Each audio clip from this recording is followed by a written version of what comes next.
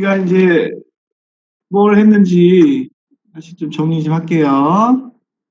우선 셀 멤브레인을 중심으로 해서 우리가 어떤 음식물을 먹었을 때 그게 셀까지 가는 과정을 우리가 설명을 했어요. 그래서 첫 번째로 이 얘기하면서 바디 플루이드가 어떻게 구획이 되는 데서 얘기했고요. 그 구획은 순서대로 얘기하면 플라즈마에서부터 시작해서 인터스티널 플루이드, 그 다음에 인트라셀룰라 플루이드, 이 세 구획을 통해서 물질이 이동하는 걸 우리가 확인을 했습니다. 그리고 세포까지 가는 과정에서 세포가 어떤 물질을 잘 통과시키고, 그다음에 통과시키지 못하는 것들은 단백질 통로가 꼭 필요하다는 걸 말씀드렸습니다. 그래서 이 단백질 통로에서 물질 이동하는 것을 크게 다시 ATP를 사용하는 방법, 그다음에 ATP를 사용하지 않는 방법으로 얘기를 했었어요. 그래서 ATP를 사용하는 방법들은 액티브 트랜스포트라고 얘기했고, ATP를 사용하지 않는 건 패시브 트랜스포트라고 크게 정리를 했습니다. 그래서 ATP를 사용하는, ATP 아즈를 사용하는 것들은 주로 농도가 낮은 곳에서 농도가 높은 곳으로 물질을 이동하는 역할을 했고요.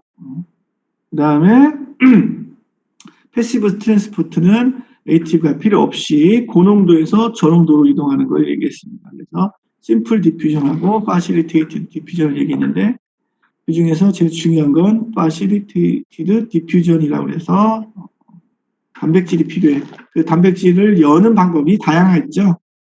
라이간드, 그 케미칼한 키가 꼭 필요하고요. 대표적으로 아세틸콜린을 얘기했었고요. 또 뭐가 필요했죠?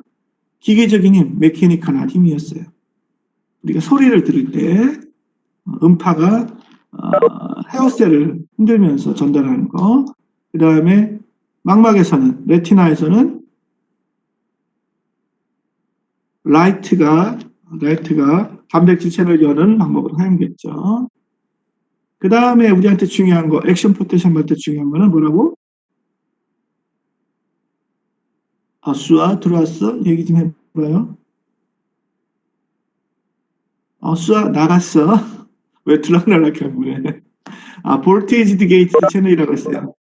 그래서 대표적으로 소디움하고 포타슘, 나트륨 채널, 칼륨 채널이 있는데 얘들이 그 액션 포텐셜을 만들 때 중요한 역할을 합니다.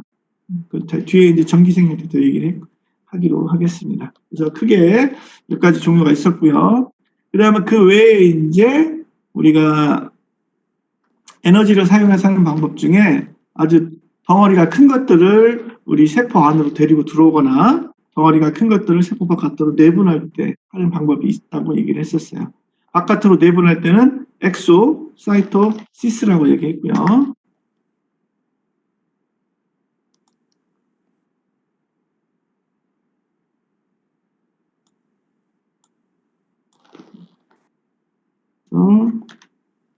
엑소, 사이토, 시스. 우리말로 하면 토세포 작용이에요. 바깥으로 지금 여기 나오는 그림이죠. 세포 외 배출이라고 얘기를 합니다. 베이지클이라는 아주 작은 주머니에다가 분비할 물질들을 담아서 세포막과 붙어서 이렇게 얘를 바깥으로 토해내요. 우리는 간단하게 사실은 이렇게 그림을 그렸지만 사실 여기서 여기 붙는 과정도 그렇게 만만한 과정은 아니에요. 여러분 그 물 위에다가 기름방울을 딱 떨어뜨려 놓으면 기름방울들끼리 이렇게 합쳐져 갖고 커지는 거 보신 적 있죠?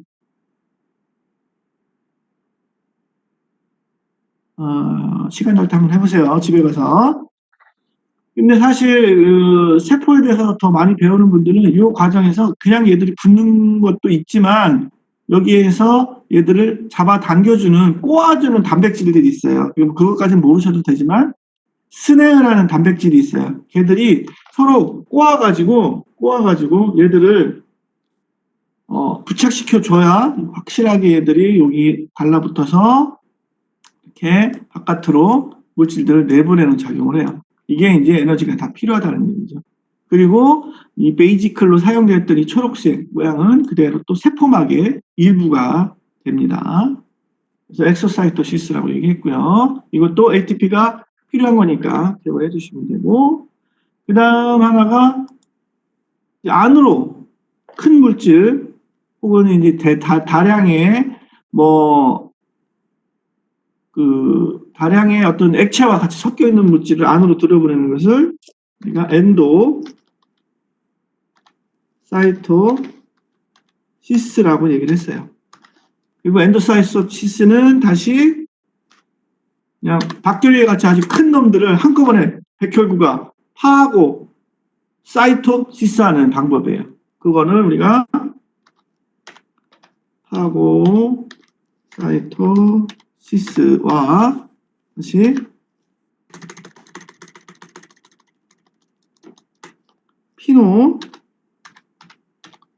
피노사이토시스로 구분할 수가 있어요. 파고사이토시스는 말 그대로 세포가 어떤 큰 박테리아를 그냥 잡아먹는 과정을 얘기하고요. 피노사이토시스는 여러분 요즘에 보니까 공차에 보면 우리 딸내미가 좋아하는데 거기 펄 같은 게 들어가 있더라고요. 그죠?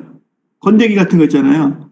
그런 거 먹을 때 입으로 벌벌벌벌 마시지 않죠. 어떻게 큰 빨대로 갖다가 이제 먹으면 걔들이 딸려 들어오죠. 피노사이토시는 그런 식으로 세포가 물에 탄, 체액에 탄 물질들을 먹는다고 생각하시면 돼요.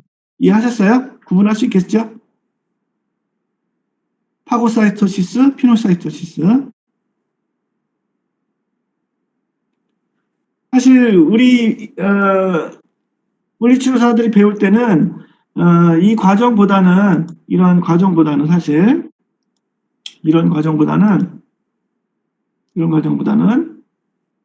엑소사이토시스, 어떤 라이강도로 쓰이는 아세틸콜린 같은 물질들, 신경전달 물질들이 엑소사이토시스 되는 게 더 우리한테는 중요합니다.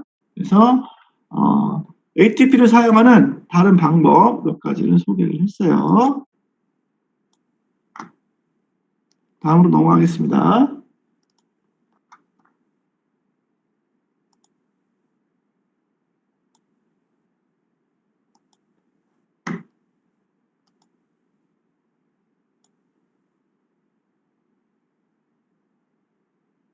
지금 여기 나오는 그림은 이제 여기가 바깥쪽이 되겠죠.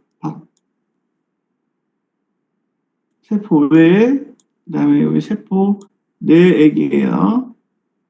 그래서 지금 포식작용이라고 해서 파고사이토시스를 설명하는 거예요.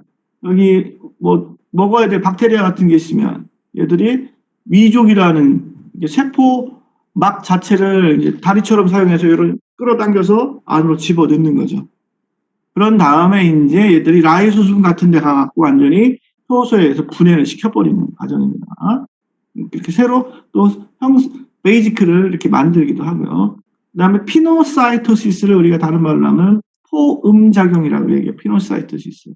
그러니까 여기에는 이렇게 그냥 물질보다는 좀 큰데 진짜 펄 같네. 흙당은 아니지만 이런 것들이 섞여 있고요. 음료수랑 같이 먹는 과정이죠. 물론 빨대를 사용하지 않지만 그래서 다시 소포로 싸는 과정이고요. 그 다음에 또 특이한 게 수용체가 필요한 것들이 있어요. 그런 것들은 클라트린이라는 이런 파란색 모양의 이런 단백질들이 필요해서 어느 일정한 부분을 갖다가 구부릴 수 있도록 이렇게 둘러싸는 거예요.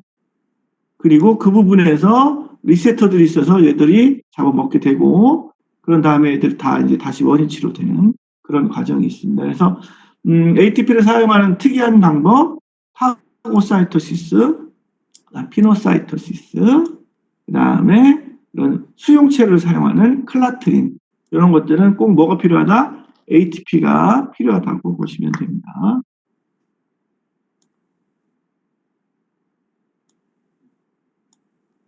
다음으로 넘어갈게요.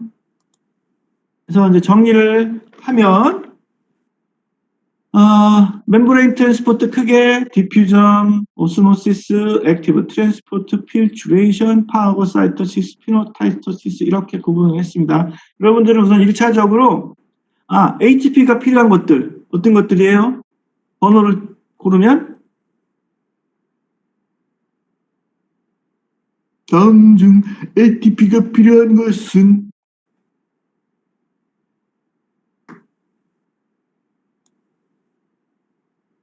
아무도 대답을 안 해주면 끝까지 기다리겠어. 3번, 5번 맞습니다. 3번, 5번. 잘하셨어요.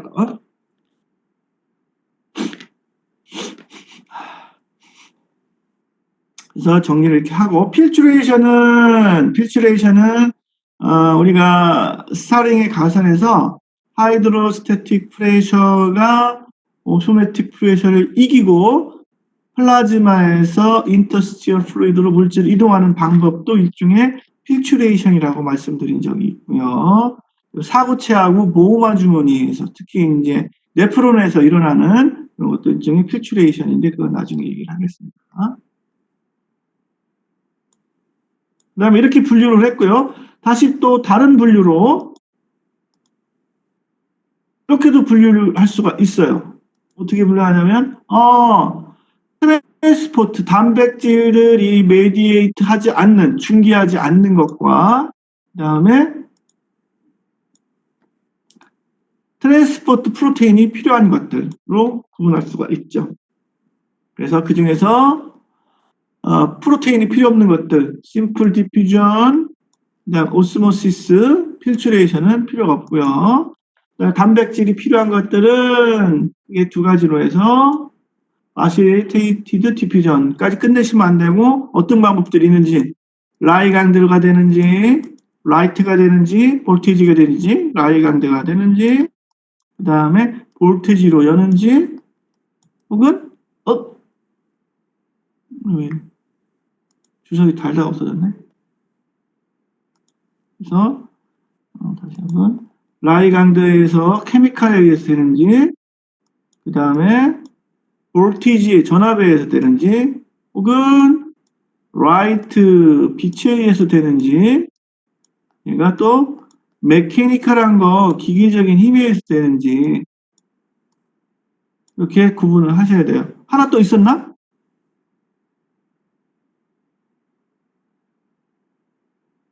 네 가지밖에 없었어요?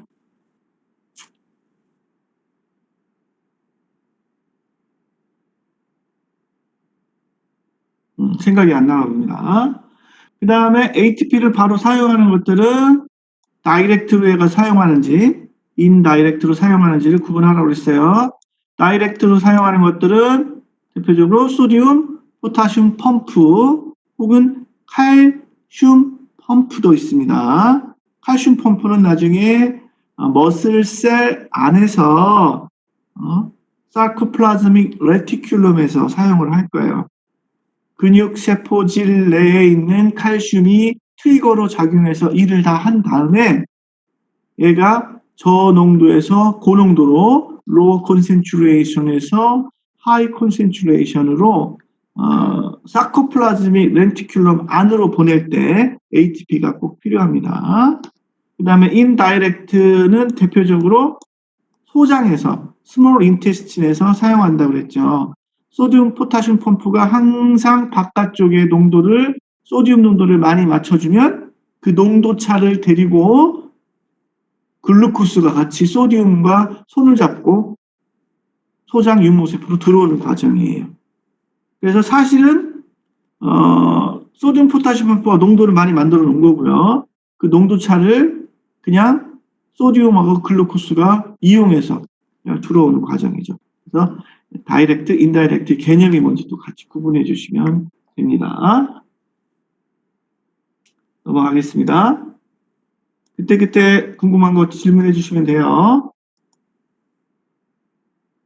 그 다음에 요거는 이제 단백질 종류를 말씀드리는 거고요. 단백질 종류는 크게 포어, 채널, 그리고 캐리어라는 게 있다고 그랬어요. 캐리어는 지금 여기 다음에 나올 거고요. 포는 그냥 게이트가 없이 열려 있는 상태예요. 자기가 맞는 거면 들어가면 되고. 그래서 대표적인 게 물은 원래 세포막을 통과할 수 있는데 아쿠아포린이라는 게 있었고요. 아쿠아포린.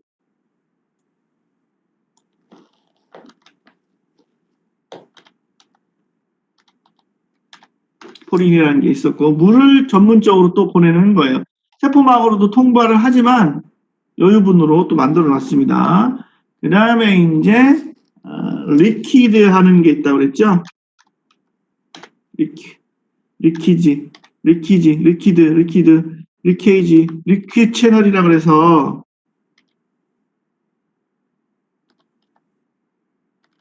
채널이라서 얘는 뭐가 있냐면 소디움, 그 다음에 포타슘이 있어요. 각각 소디움은 세포 내로 들어가서 열리는 거고요. 그 다음에 포타슘은 세포 바깥으로 열려 있는 거라고 얘기했어요.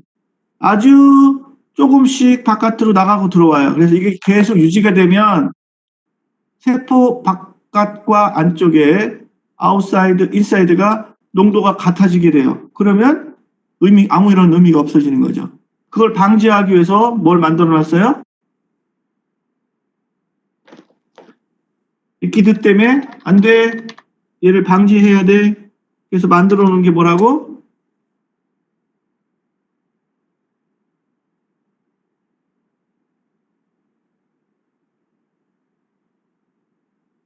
그죠? 맞습니다. 소듐, 포타슘, AT, 파트라고 쓸 뻔했어요. 요즘 아파트 값이 안 올라서.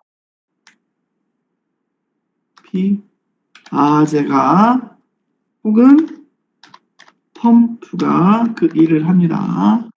여러분이 식사하고 ATP를 만들어서 대부분을 뭐에 쓰느냐? 이 펌프를 돌리는데 거기다 쓰게 돼 있어요. 이 펌프가 만약에 고장이 나면, 그러니까 ATP가 없으면 우리가 에너지를 공급받지 못하면 어떤 일이 벌어지겠어요? 얘들을 원래대로 회복시키지, 항상성을 회복시키지 못하겠죠? 얘들이 만약에 작동을 안 한다. 얘들이 작동을 안 한다. 그럼 어떻게 되겠어요? 리퀴드 채널은 그대로 에너지가 없어도 되니까 계속 어떻게 되겠어? 세포 바깥에서 세포 안으로 소디움이 들어오겠죠. 잘 들어와요. 대신 포타슘은 잘 못 나간다 그래서 전기적인 힘이 잡고 있어서 그래도 조금씩 나가요. 그러면 세포 내로 소디움이 들어왔어. 그러면 개수가 늘어나겠죠. 특히 그것도 소디움이야. 소디움은 뭐예요? 소금이잖아. 그죠? 그러면 농도가 어떻게 돼요? 컨센트레이션이 높아져요, 낮아져요?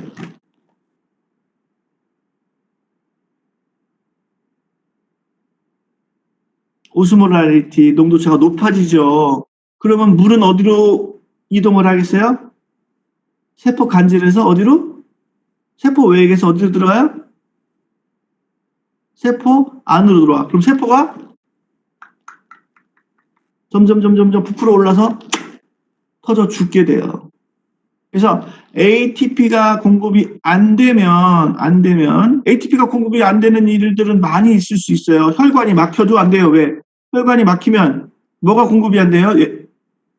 영양분도 공급이 안 됐지만 산소 공급이 안 되죠. 그렇죠? 산소 공급이 안 되면 뭘 못 만들어요? 결론적으로는 ATP를 못 만들게 되는 거예요. 그렇죠? 이랬었어요. 그래서 엄청 중요한 겁니다. 그리고 얘들이 있어야 또 뭘 할 수 있어? 세포 내에 항상 마이너스 상태를 유지할 수가 있어. 왜 그래요? 그러면 어떻게?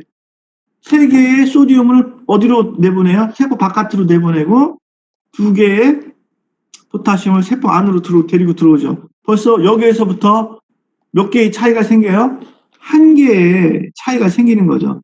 바깥으로는 세 개를 주고 두 개만 안으로 갖고 들어오니까 항상 세포 안에가 어떻게 돼요? 한 개가 비는 거예요. 바깥에 비해서. 그렇죠? 그게 이제 항상 세포 내가 마이너스를 이루는 이유 중에 하나예요. 오케이? 원건이 오케이? 안 오케이? 오케이, 알았어. 예진이, 오케이? 나는 이렇게 했는데 다들 뭐가 이상해. 같이 이렇게 했으면 이렇게 하든지. 다들 힘들어. 알겠습니다. 그래서 이런 게 포어고요. 그 다음에 채널은 말 그대로 오픈 크로스를 한다는 얘기예요. 크로스 오픈을 하는 거예요. 그래서 요거를 이제 오픈하는 방법 중에 이제 아까 얘기한 것처럼 right and 메커니컬한 거, right, 그죠? 그다음 voltage 이런 것들이 이제 조건에 맞으면 열리면서 농도 차에 의해서 들어가겠죠? 농도 차가 꼭 필요한 거예요. high concentration에서 low concentration의 농도 차가 꼭 만들어져야 되는 거예요. 기본입니다, 이거는. 그래서 이런 건 facilitated라고 얘기하고요. 그 다음에 다음으로 넘어가서 요거는 캐리어예요. 캐리어의 특징은 세포 바깥에서 안으로 물질을 들여보낼 겁니다. 그럼 얘가 쭉 돌아서 여기 안착을 딱 하죠. 그죠? 들어왔어요. 그러면 문을 닫아버렸네. 그죠? 지금 세포 바깥과 안이 절대 만나지를 않죠. 그죠? 그런 다음에 요 세포 바깥에 있는 문을 닫아놓고 세포 안쪽에 있는 문을 열었어요. 그럼 얘가 바깥으로 나가죠. 그런 다음에 다시 닫았어요. 그래서 요거는 항상 이렇게 세포 내와 바깥에 한 번이라도 만날 기회가 없는 그런 걸 캐리어라고 얘기합니다.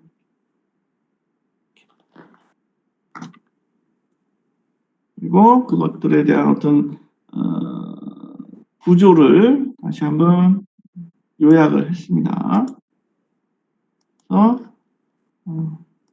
포어, 뭐 아쿠아포린, 뭐 그다음에 채널, 캐리어에 대해서 구분을 했어요. 뭐 이런 숫자 같은 건 그렇게 중요하지 않습니다. 그래서 여기까지 얘기를 했고요. 다음으로 넘어가서 이건 전체적으로 과정을 정리해 놓은 거니까 한번 확인을 해주시면 될 것 같아요. 그래서 우선 제일 중요한 거는 패시브한 과정이 어떤 것들이 있느냐. 패시브는 에너지가 필요하지 않아 농도에 따라서 하이 콘센트레이션에서 로어 콘센트레이션으로 세포를 따고 왔다 갔다 하는 거죠. 단순 확산 이런 것들은 세포막을 잘 통과할 수 있는 것들은 뭐라 했어요? 이런 기체 같은 거. 그 다음에 또 뭐? 물, 워터. 그 다음에 또 지용성 중, 수용성 중에 어떤 거? 지용성. 이런 것들이 잘 통과를 해요. 하지만 특히 이런 이온들, 포도당 같은 것들, 그 다음에 좀, 하이드로, 포빅한 애들, 하이드로 말고 필릭한 애들, 물을 좋아하는 애들, 이런 애들은 통과하기 어려워요. 그래서, facilitated diffusion, 전하를 띄거나 극성인 거죠. 그죠? 이런 것들은 꼭 단백질이 필요해. facilitated diffusion이고요. 그 다음에 3to 이거는 선택적인 막이 꼭 필요하고요. 막이 필요하고요. 그래서 농도가 높은 곳으로 물이 이동하는 거죠. 그죠? 물이 맞죠? 근데 여기 보세요. 선택투가 말 통과해서 물의 농도가 높은 곳으로 물의 농도가 높은 곳에서 물의 농도가 낮은 곳으로 되게 헷갈리죠. 이렇게 하면 안 되죠. 뭐예요? 용질 개수가 많은 쪽으로 개수가 낮은 쪽에서 물이 이동하는 거라고 이해하시면 더 편할 거예요. 그래서 다시 한번 잠시만요. 제가 채팅창을 다시 열을게요.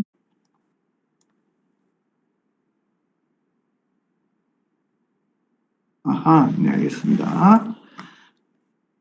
질문이 하나 들어와서요. 그래서 이렇게 우선 수동적인 패시브한 트랜스포트는 우선 디퓨전과 오스모시스 두 개의 정의를 확실하게 알고 계시고요. 어떻게 이동하는 건지, 농도 차에 의해서 고농도에서 저농도로 물질이 이동하는 건지, 고농도에서 저농도에서 고농도로 물이 이동하는 건지 큰 차이였어요. 결국은 둘 다 뭐 하는 거냐면 농도를 맞추자는 얘기죠. 항상성을 유지하자는 얘기입니다.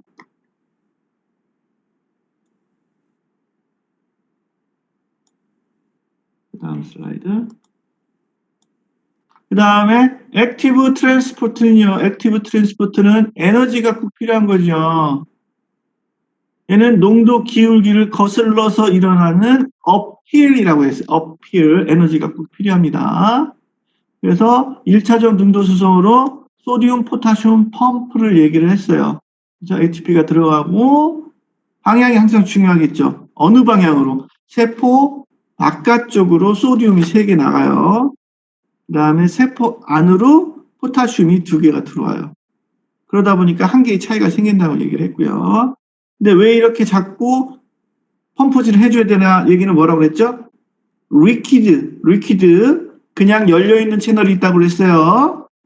그 얘기는 뭐라고 했냐면 배라네. 바다 위에다가 나무로 만든 배를 띄워놓으면 어떻게 해요?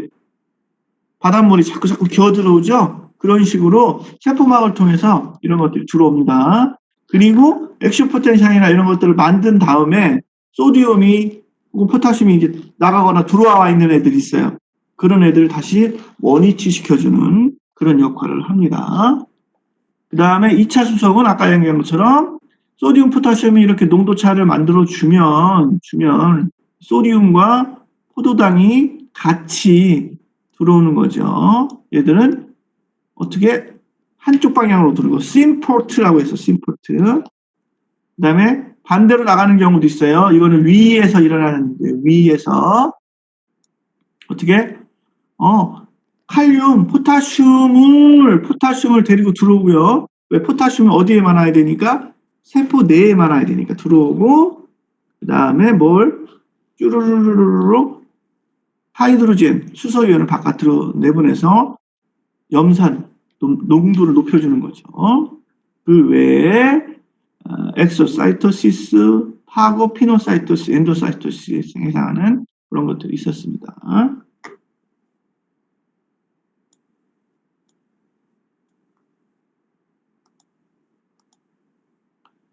요거는 다른 건데,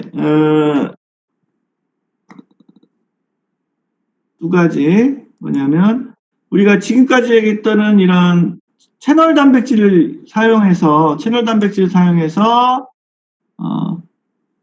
어떤 이온들을 이동시키는, 전해질 이온들 이온시키는 방법들이고요. 그 다음에 여기서는 비활성 단백질, 키나즈 효소라는 것들을 활용하는 건데, 라이강드가 붙으면 요 키나즈 효소가 다른 2차적인 화학적 반응을 일으키는 거예요. 그래서 효소 수용체라고 얘기를 하는 거고요. 그것보다 더 복잡한 것들이 있어요. 두 개가 합쳐진 거죠. 이런 것들이. 이런 것하고 이런 것들이 합쳐진 것. 중요한 거는, 보세요. 지금 A 같은 경우는 반응이 빠르겠어요? B하고 C에 비해서 아니면 얘들이 더 빠르겠어요? A, B, C에서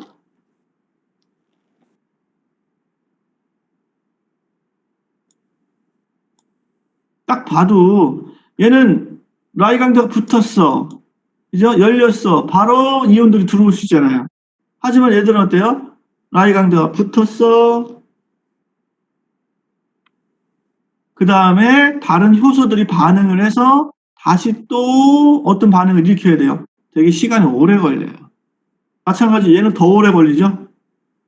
그래서 이런 걸 G 프로테인 수용체라고 얘기를 하는데 우리가 액션 포텐셜을 만들거나 할 때는 별로 이렇게 유용하지 않고 잘 사용하지 않고 이걸 사용하기 때문에 저는 요거에 중점을 두고 얘기를 할 겁니다. 그래서 이런 것들도 있습니다라는 걸 알고 계시면 되고 단 얘들은 B, C 이런 수용체들은 리셉터들은 겁나게 시간이 오래 걸린다라고 보시면 됩니다. 그래서 여기까지 멤브레인 트랜스포트에 대한 얘기를 끝냈고요. 지금 질문이 하나 들어온 게 뭐냐면 필트레이션이 어떻게 어디서 쓰이는 건지 다시 한번 말씀을 해드릴게요. 우선 필트레이션은 크게 우리 몸에서 키드니, 신장하고 그 다음에 플라즈마에서 인터스티셜 플루이드로 물질이 이동할 때, 그러니까 하이드로스태틱 프레셔의 힘하고 오스모틱 프레셔의 힘이 이렇게 겹칠 때, 그때 필트레이션이 사용되는 거예요. 그래서 필트레이션은 결국 그 아테리올리에서 산소가 풍부하고 영양이 가득한 체액을 갖다가 세포 간질로 보낼 때 사용하는 거죠. 그 다음 세포까지 갈 때는 오스모틱 프레셔를 이용할 거고요. 왜 그러냐면 그 플라즈마, 인터스티셜 플루이드, 그 다음에 인트라 플루이드 이 세 가지 구획에서 단백질이 많은 순서가 있었죠. 단백질이 많은 순서. 제일 많은 순서가 어디였어요? 세포 내가 단백질이 제일 많았어요. 그 다음이 어디였냐면 플라즈마가 많았죠. 세포 간질, 인터스티셜 플루이드는 프로테인이 거의 없었어요. 거의 없었어요. 그래서 우선은 그러면 오스모틱 프레셔는 항상 플라즈마 쪽으로 향하고 있지만 하이드로스태틱 프레셔가 아테리올에서는 힘이 세기 때문에 그 힘을 이기고 오스모틱 프레셔의 힘을 이기고 물질을 이동할 수가 있다고 얘기를 했었죠. 그래서 크게 신장, 레날에서 필트레이션, 그 다음에 아테리올리에서 물질 이동할 때 두 가지로 쓰이게 됩니다. 신장에서 하는 일이 뭐예요? 피를 거르는 역할을 하죠. 그래서 사구체하고 보호막 주머니에서 사구체에서 이렇게 필트레이션이 돼야 건더기 건너내고 소변을 만드는 과정을 만들어낼 수가 있는 거죠. 그래서 두 군데서 사용하는 거 기억을 해주시면 돼요. 어떻게 질문하신 분 이해가 됐습니까?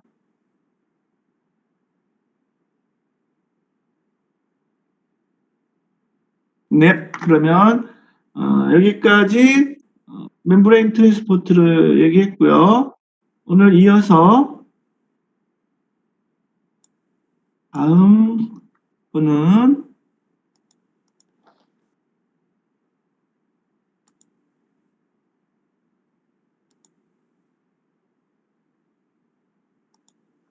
(25장에) 해당하는 25장 내용을 하겠습니다.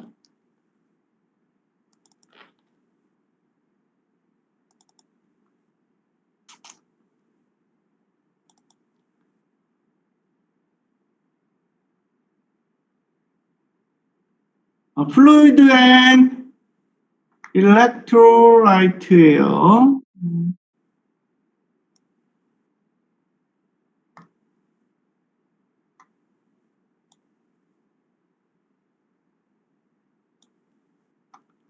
채널 25에 해당하는 부분이고요. 잠깐만.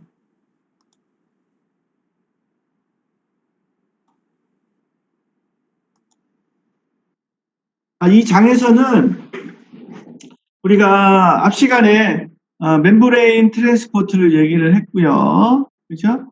그 다음에 여기 이 장에서는 좀 더 세부적으로 우리 몸에 있는 이 체액들이 어떻게 밸런스를 이루게 되고 그 다음에 어떻게 하면 밸런스가 깨지고 이 항상성을 유지하는 기전에 대해서 얘기를 할 겁니다. 여러분 혹시 하루에 물을 어느 정도 드세요?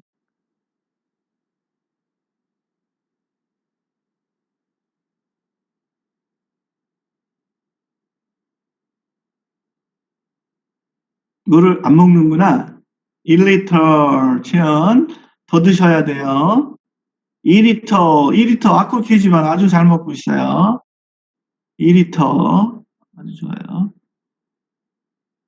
보통 2500ml 우리 몸에서 들어와야 되는 우리 몸속으로 들어가는 것들이 보통 2.5리터 정도 된다고 생각하시면 돼요. 2.5리터면 엄청나게 많은 것 같죠, 그죠? 그죠?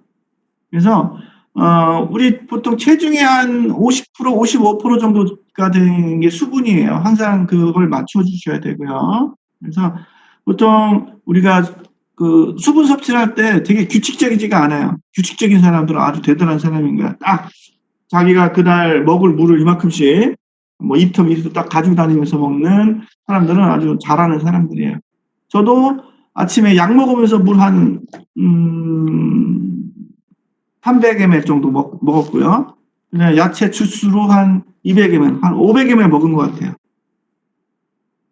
그러고 나서 커피로, 한 200ml. 지금 또 한 100ml 먹었어요. 그래서 아주 불규칙적으로 우리 몸으로 수분이 들어오게 돼서 체액을 유지하게 되기 때문에 우리 몸은 항상 체액의 균형에 대해서 그 플루이드 밸런스에서 되게 민감합니다. 그래서 여러분들은 이번 시간에 체액이 어떻게 우리가 공급이 되고 그것들이 유지되는지 밸런스에 대해서 꼭 알고 계시고요. 우리가 그냥 물리치료할 때 그게 뭐가 중요해? 라고 생각하지만 아주 기본적인 형상이에요. 이 깨지게 되면 다른 부분도 영향을 미치게 됩니다. 그래서 항상 기본적으로 체액 밸런스 거기다가 체액에 들어가 있는 일렉트로라이트 전해질 밸런스가 중요해요. 그래서 그것들을 어떻게 유지시키고 하는지 그게 깨지게 되면 어떤 변화가 일어나는지를 얘기를 하겠습니다. 그리고 이 체액이 우리가 일반적으로 구획이 나눠져 컴파트먼트가 돼 있고 거기에 이제 크게 익스트라셀룰라 플루이드가 담겨져 있는 부분과 인트라셀룰라 플루이드가 담겨져 있는 부분들을 이미 다 얘기를 했었죠. 그죠? 그리고 그 중에서도 인트라셀룰라 플루이드에 포함되어 있는 플러스 이온, 마이너스 이온, 그죠? 포타슘, 마그네슘, 포스페이트, 그 다음에 마이너스를 띠고 있는 프로테인, 세포 바깥에는 소디움, 클로라이드, 그 다음에 바이카보네이트 이렇게 있었어요. 그리고 각각 바이카보네이트는 세포 외에서 엑시드 베이스드 밸런스를 산염기 밸런스를 맞출 애들이고요. 포스페이트 이온들은 세포 내에서 산염기 밸런스를 맞출 애들이에요.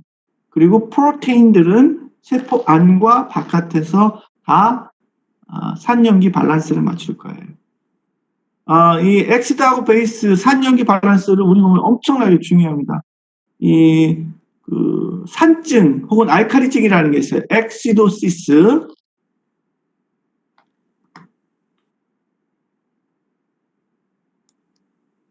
들어봤나요?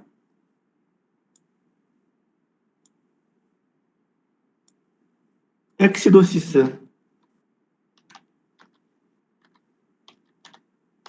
엑시도시스. 보통 산증이라고 얘기해요. 호흡산증이라는 것도 있고 많이 있습니다. 메타볼릭한 산증도 있어요. 왜 여러분 가끔 영화를 보다 보면 비행기를 처음 탄 사람은 없죠? 아직 비행기 안 타본 사람 없죠?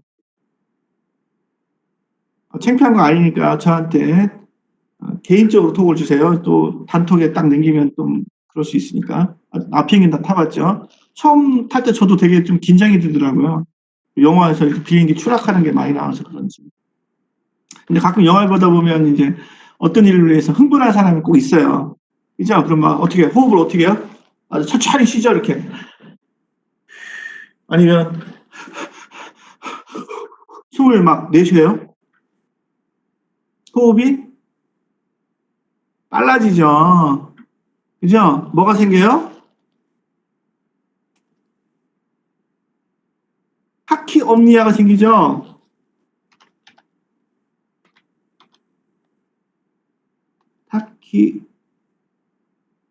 타키옴니아. 타키옴니아가 생겨요. 타키옴니아. 빠른 호흡이 생기죠. 그럼 어떤 일이 벌어져요?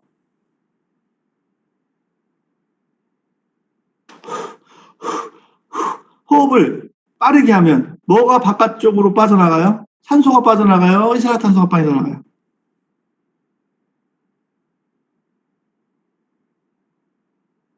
이산화탄소가 많이 빠져나가죠. 그죠?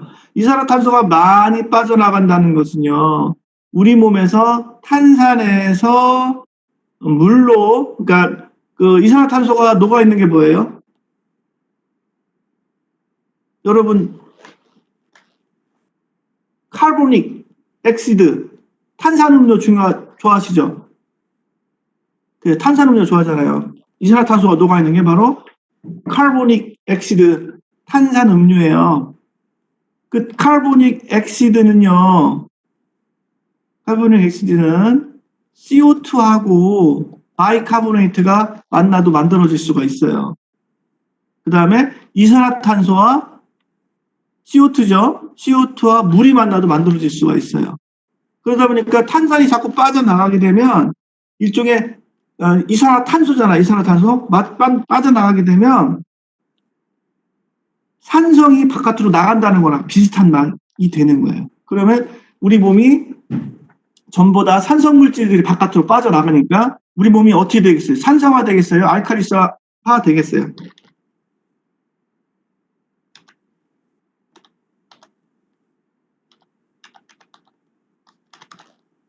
어떻게 돼요? 그치, 알칼리화 되죠. 그냥 알칼로시스가 됩니다. 그러니까 좀 더 우리 몸이 정상적인 pH보다 한 7.2 정도 될 거예요. 세포 외액의 pH가. 여러분들, 우리 체액이요. 세포 외액이 그냥 중성이라고 생각하시면 안 돼요. 약간 7.2면 뭐예요?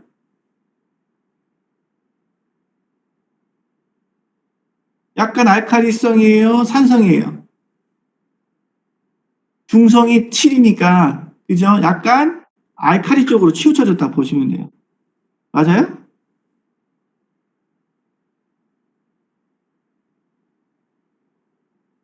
한7.3 정도 되고, 세포내가 7.2 정도 돼요. 그러니까 중성보다는 약간 알칼리성으로 좀 치우쳐졌다는 걸 좀 알 수 있어요. 약간, 아주 약간이에요. 그래서 호흡이 이렇게 빨라져 갖고 이산화탄소가 바깥으로 나간다, 이산화탄소가 나간다, 산성물질이 나간다, 알칼로시스가 되는 거예요. 그럼 그걸 끝? 어떻게 되겠어요? 우리 몸에 알칼리시스가 생기게 되면요, 효소 이런 것들이 엔자임들이 제대로 작동을 못해요. 물론 엑소시스도 마찬가지입니다. 그래서 잘못하면 어떻게 돼요? 기절하고 갈 수도 있습니다. 그래서 어떻게 해요? 영화를 보면 검정 비닐봉지를 확 씌워서 죽여버려요? 아니죠? 어떻게 해요? 커다란 빵봉지 같은 거 있잖아요. 종이봉지. 몸을 또 휘어야 되겠네.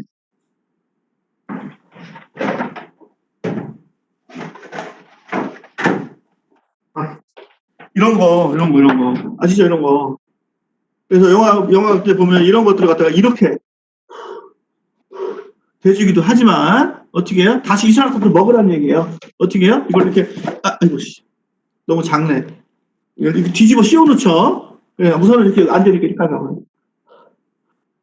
그래서 자기가 뱉은 이산화탄소를 다시 먹게끔 해서 알칼로시스 되는 것을 방지시켜주는 거예요. 그래서 여러분 주변에 갑자기 너무 흥분해갖고 과호흡을 하는 사람들은 이걸 해줘야 돼요.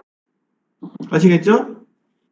근데 없다고 검정 비닐봉지를 탁 씌워놓고 숨 쉬셔야다가 그럼 가는 겁니다. 검정 비닐봉지 안내 이런 거.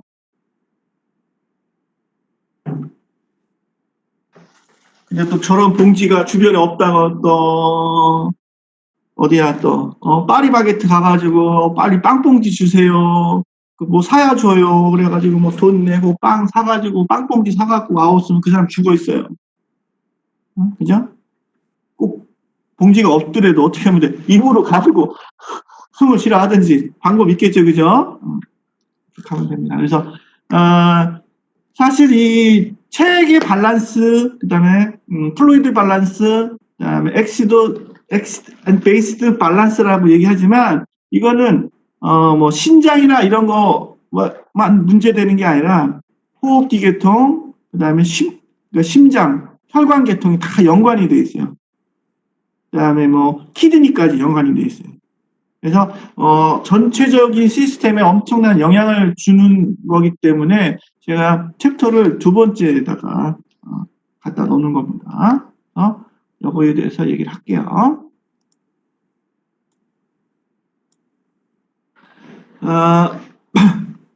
우선 봅시다.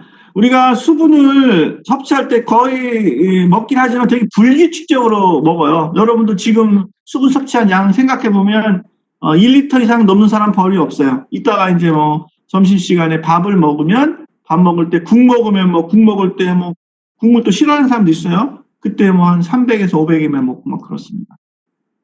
그래서 하루 종일 결국은 생리학적으로 이 밸런스를 조정하기 위해서 엄청나게 노력을 합니다. 그리고 우리가 이 밸런스를 계속 유지해야 호메오스테틱 상태를 유지해야 되고요. 그다음에 똑같이 체액에는 물만 있는 게 아니죠, 그죠? 순수한 H2O만 있는 게 아니에요. 뭐도 있어요? 일렉트로라이트, 전해질 이온도 있습니다. 이것도 지속적으로 조절을 해요. 그래서 체액과 전해질은 겁나게 민감하게 우리 몸에서 조절을 하려고 노력을 합니다. 기본적인 환경이기 때문에 그래요. 그래서 만약에 이게 깨지든 플루이드, 일렉트로라이트 이게 깨지게 되면 임밸런스가 되게 되면 결국은 어떤 디지즈 상태가 되고 체액이 불충분하게 공급되면 문제를 일으키게 되는 겁니다. 그래서 이 안에서 결국은 혈압에 관련된 거, 그다음에 엑시드 베이스드 밸런스에 대한 거가 전부 다 포함이 된다고 보시면 돼요.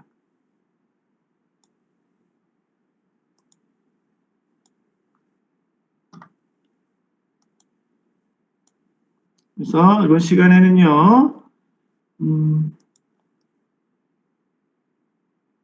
우리 체액의 바디 플루이드의 퍼센테이지 유지되는 거에 영향을 미치는 요인들, 체액의 비율, 그 다음에 체액 평균과 관련된 체액 비율의 중요성, 그 다음에 우리 여러 가지 구획들이 있었죠. 두 가지 익스트라 셀룰라, 인트라 셀룰라 구획.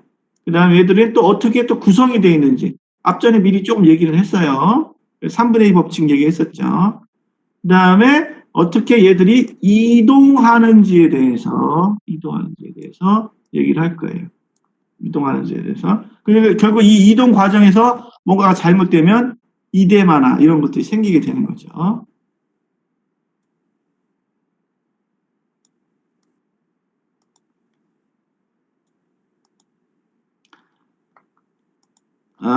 봅시다.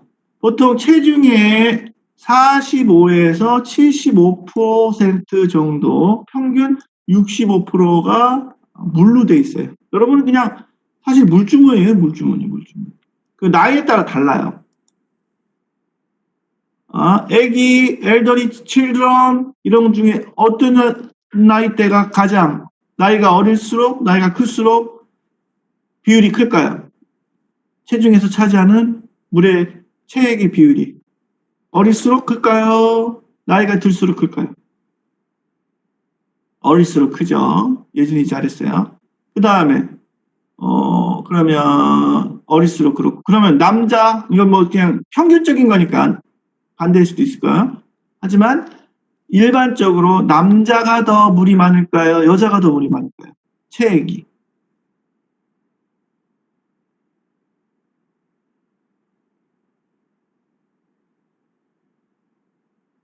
일반적으로 맞어요. 일반적으로 남자가 체액이 많은 이유는 남자들이 근육이 많기 때문에 그래요.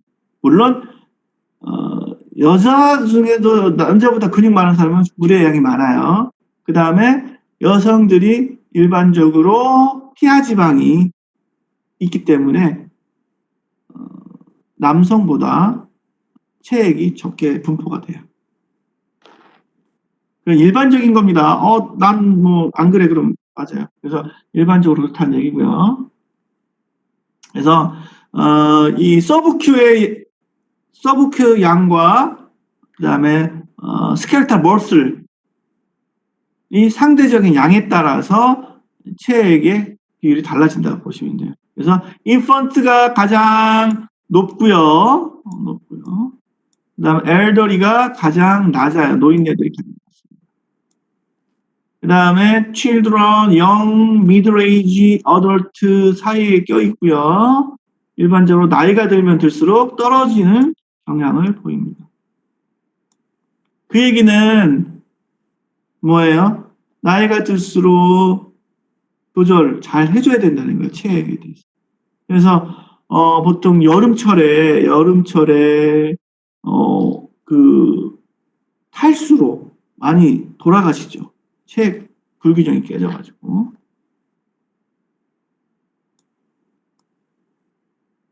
그래서 이 지방 서브큐와 스켈레탈 머슬의 양이 상대적으로 체액의 양을 좌우한다라고 보시면 됩니다.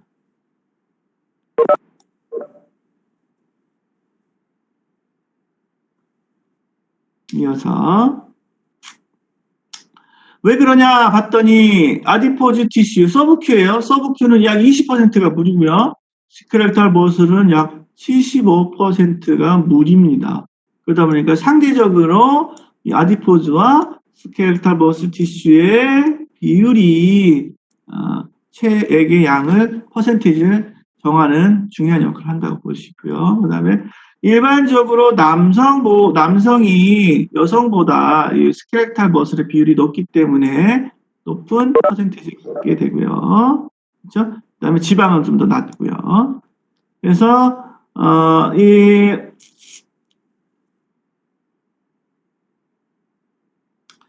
그래서 이런 보통 리스크, 로어 퍼센티지 리스크를 가진 사람들은 이런 밸런스가 깨지기가 쉽습니다. 그래서 노인들이 젊은 사람들보다 체액 불균형에 빠지기가 쉬워서 관리를 잘 해주셔야 돼요.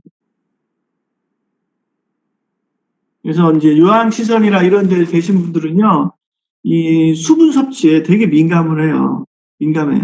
근데 충분한 수분을 섭취할까? 요양원에서? 물론 아닌 데도 있고 긴 데도 있겠지만 물을 충분히 공급해 드릴까요?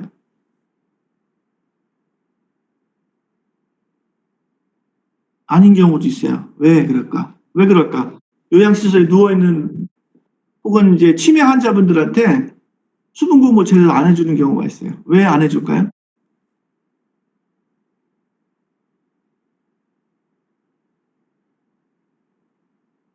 여러분 치매 어르신들 보면 그냥 단순히 그냥 의식 이렇게 좀 기억을 까먹고 자식을 몰라보고 그런 것 때문에 자식들이 어 부모님 모시기 어려운 것도 있겠지만 그보다 더 어려운 문제가 뭔지 아세요? 맞아요. 화장실 문제. 이분들이 아무데나 대소변을 보시고 그냥 바지에다가 하시고 그래요. 그러니까 기저귀를 사용하시는 분들이 많아요. 그러면 어떻게 소변을 우리가 막말로 얘기해서 하루에 2.5리터의 물을 먹고 소변으로 만큼 나간다고 칩시다. 엄청나죠. 그러면 사실 기저귀를 계속 갈아줘야 되는 거예요. 그럼 비용이 들어가죠. 그렇다고 한 기저귀를 안 가리고 오래 쓰면 어떻게 돼요? 냄새도 나지만 거기서 발진이 생겨요. 염증 생기고. 그것도 문제가 되니까 아예 오줌 많이, 그러니까 제 말로 그냥 안 좋은 이제 그런 사람들이 우리 할머니 오줌 많이 싸서 안 돼. 그래가지고 기저귀 값도 많이 들어가. 그러니까 물을 조금씩 주는 그런 나쁜 데도 있습니다. 다 그렇다는 얘기 아니에요. 취약하다. 알겠습니다.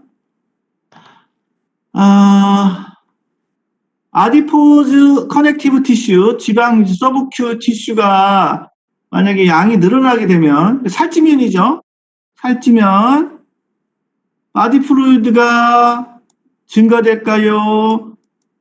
낮아질까요? 아니면 그대로 유지가 될까요?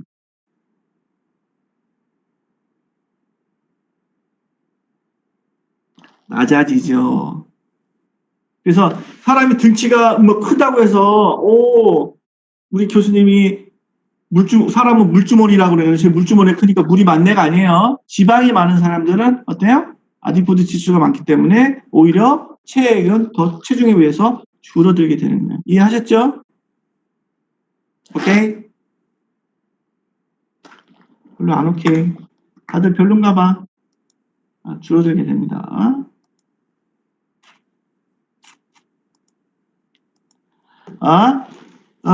체액의 구획이에요. 컴파트먼트. 우선 앞전에 해서 좀 쉽게 넘어갈 수 있겠네요. 인트라셀룰라 플루이드는 셀 안에 있는 물이고 이게 전체 체액의 몇 프로? 3분의 2를 가지고 있다고 얘기를 했어요. 그래서 체중의 65%, 평균 65%의 그 중에서 다시 3분의 2가 세포 내액이라는 거죠. 그 다음에 플라즈마 멤브레인으로 쌓여 있습니다. 그리고 일부 물질만 통과시키고 절대 다 통과시키는 건 아니죠, 물질들은. 그래서 세미 퍼미어블 선택적인 투과성, 반투과성 막을 갖고 있다. 플라즈마 멤브레인을 갖고 있다고 얘기를 합니다. 가끔 플라즈마 멤브레인에서 이 플라즈마와 혈관 안에 있는 혈장 플라즈마를 헷갈리시면 안 돼요. 아시겠죠? 다른 겁니다. 이름만 같아요. 그래서 이렇게 세포 내에 있는 물 인트라셀룰라 플루이드, 세포 바깥에 있는 물 익스트라셀룰라 플루이드로 구분했고 여기에 체액의 65%의 3분의 2가 여기 들어가 있어요. 3분의 2. 그 다음에 익스트라셀룰라 플루이드에 3분의 1이 포함되어 있고요. 그래서 얘와 얘의 경계는 누구? 셀 멤브레인 혹은 플라즈마 멤브레인이죠. 그죠? 아시겠죠? 오케이? 그리고 다시 익스트라셀룰라 플루이드는 두 가지 인터스티얼 플루이드 세포 간질과 인트라바스큘라 플루이드는 플라즈마예요. 혈장 플라즈마 똑같은 말입니다. 마우스 어디 가냐?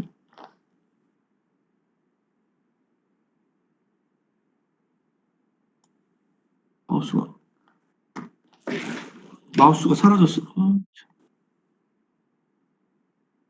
검정색 바탕이니까 마우스가 잘 안 보이네. 여기다가 글씨를 쓰려고 했더니.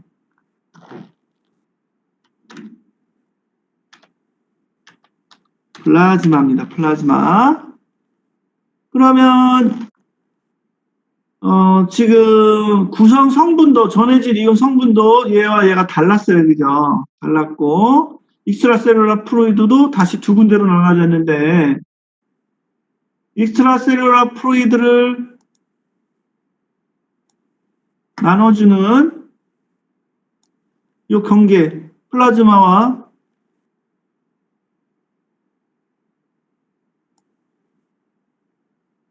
이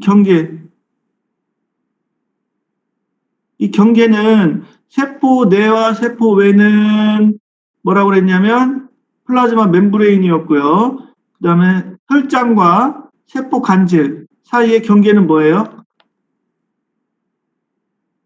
혈관이죠, 혈관. 아테리올리, 베뉴, 모세혈과 같은 아주 작은 혈관들이 됩니다.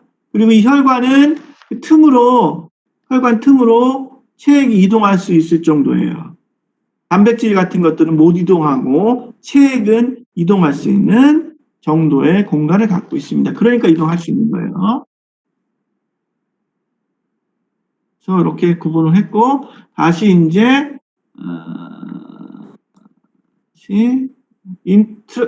인터스티얼 플루이드에 3분의 2가 있고요. 그 다음에 인터베스큘라 혹은 플라즘에 다시 3분의 1이 있는 거죠. 이렇게.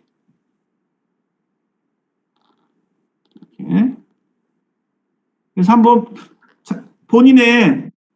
본인의 몸무게에서 65%, 그 다음에 세포 내액이 어느 정도, 그 다음 세포 내액이 어느 정도, 그 다음에 혈장, 피가 어느 정도인지 한번 계산을 한번 해보세요. 그래서 내일 여러분의 몸무게에 대해서, 그 공개하면 안 되는데, 아무튼 상관없습니다. 공부하는 거니까. 그 다음에 이렇게 해서 플라즈마가 과연 여러분의 몸의 체액이 어느 정도 차지하는지 한번 계산해서 와보시면 될 것 같아요. 그래서 오늘은 여기까지 하고 내일 이어서 또 얘기를 하겠습니다. 여기까지 질문 있으신 분들